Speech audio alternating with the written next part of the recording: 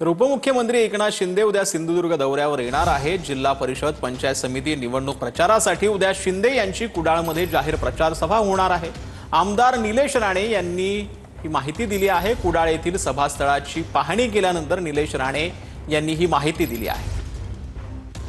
वाजता उद्या कुडाळ हायस्कूलला त्यांची जाहीर सभा होणार आहे। महायुतीची जाहीर सभा होणार आहे। मोठ्या संख्येने लोक इकडे येतील। सगळे कार्यकर्ते पदाधिकारी सगळ्या महायुतीच्या सर्व पक्षाचे अतिशय उत्साहात आहेत। मोठ्या प्रमाणामध्ये हा कार्यक्रम यशस्वी करणार आणि तुम्हाला दिसेल लोक उत्स्फूर्तपणे ह्या कार्यक्रमाला पाठिंबा देतील। तर बातमी आहे सोलापूर जिल्ह्यामधून। पालकमंत्री जयकुमार गोरेंच्या माड्यामध्ये धैर्यशील मोहिते पाटलांना धक्का बसलाय। दादांच्या पक्षाचे नेते दादासाहेब साठेंचा भाजपला पाठिंबा पाहायला मिळतोय। तानाजी सावंतांचे पुतणे पृथ्वीराज सावंतांसह माड्यातील भाजप उमेदवारांना पाठिंबा दिलाय।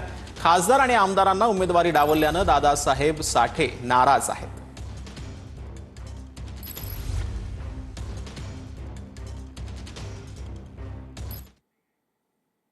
तर मनोज जरांगेंच्या घातपाता प्रकरणातील आरोपी अमोल खुने यांच्याकडून जालना पोलीस अधीक्षकांची भेट घेण्यात आली आहे। मनोज जरांगे यांनी माझी नार्को टेस्ट करा अशी मागणी अमोल खुनेकडून निवेदनाद्वारे करण्यात आली। अमोल खुने याची नुकतीच जामिनावर सुटका करण्यात आली।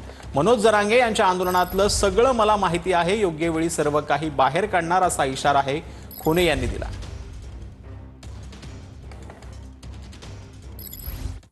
म्हणजे मनोज जरांगे पाटील यांचं योग्य वेळी तुम्ही सर्व काढणार? हा सगळं काढणार। एसआयटी तर लागणारच ना। माझी मागणी ना, एसआयटी जर नाही लावली तर आत्महत्या करीन मी। आत्महत्या डाग लावून मरणार नाही मी। ज्या दिवशी माझ्यावरला डाग पुसन त्या दिवशी मरण हे काय अटळ आहे, अमर कुणीच नाही। मृत्यू लोकातच आपण, हे मरण एक दिवस आहे सरायला, त्याच्यामुळे मी हे डाग लावून मरणार नाही। जोपर्यंत माझ्या मागण्या मान्य होत नाही तोपर्यंत मी लढत राहणार।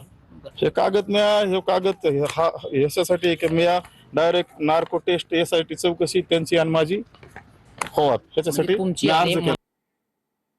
तर समीर वानखेडे प्रकरणामध्ये कॅटचा आदेशाला आव्हान देणाऱ्या केंद्र सरकारच्या याचिकेवर दिल्ली उच्च न्यायालयानं निर्णय राखून ठेवलाय।